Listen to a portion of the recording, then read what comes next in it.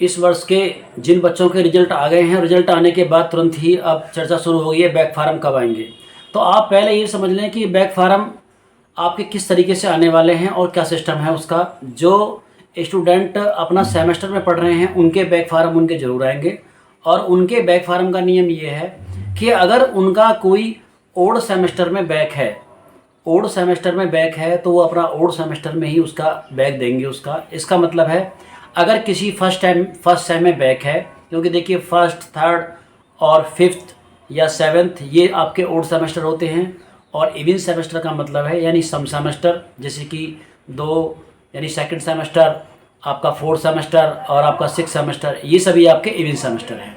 अब किसी बच्चे का फर्स्ट सेम में बैक है तो वो थर्ड सेम के साथ आपकी बैक देगा, किसी का अगर सेकंड सेम में बैक है तो वो फोर्थ सेम के साथ बैक देगा, या वो फिर किसी वजह से रह जाता है तो फिर अगले इसी जो सेमेस्टर होंगे ओड के साथ ओड का और इविन के साथ इविन का बैक फार्म भरेगा अपना वो। अब आते हैं ऐसे स्टूडेंटों पर कि जो 2021 से पहले जिनका एडमिशन है, तो उनके जो एडमिशन है वो ईयरली वाले फॉर्मेट में है। 2021 के बाद आपकी नई शिक्षा नीति लागू हो गई है, और उसकी प्रभाव की वजह से जो BA BSc BCom के जो कोर्स चल रहे हैं वो सेमेस्टर में चल रहे हैं, यानी साल में उनके 2 बार एग्ज़ाम होते हैं, और जब उनके 2 बार एग्ज़ाम होते हैं तो उसी साथ साथ उनके बैक के फार्म भी भरे जाते हैं। लेकिन जो ईयरली वाले बच्चे हैं उनके साथ ऐसा नहीं है।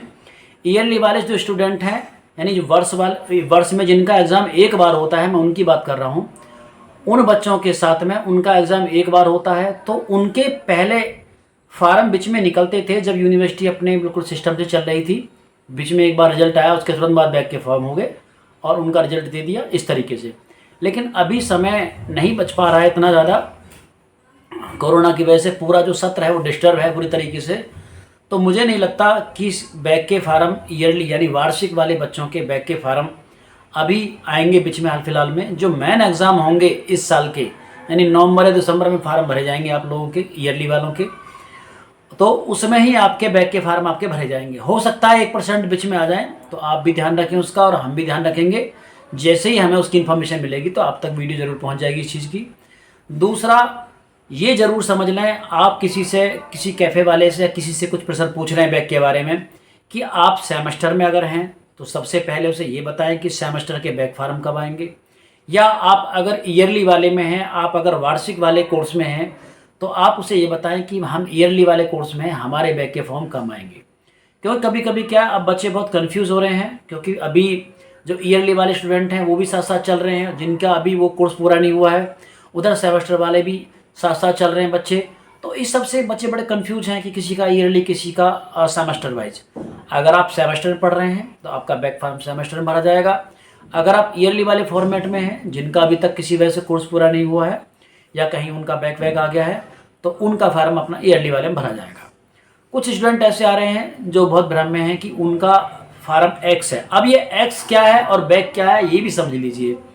ऐसे स्टूडेंट जो किसी 2 सब्जेक्टों में, कोड नहीं 2 सब्जेक्टों में अलग अलग वो फेल हैं, और वो फेल इस तरीके से हैं कि वो ग्रेस मिलने के बाद भी पास नहीं हो सकते, तो ऐसे स्टूडेंट को पूरी तरीके से फेल माना जाता है और उसे वो साल अपना पूरा दोबारा से करना होता है। उसे हम बोलते हैं एक्स स्टूडेंट, यानी उसे पूरे अपने एग्ज़ाम पूरे रहने हैं, उसे सारे के सारे जितने भर भी उसके एग्ज़ाम हैं, तो ऐसा बच्चा एक्स कहलाता है।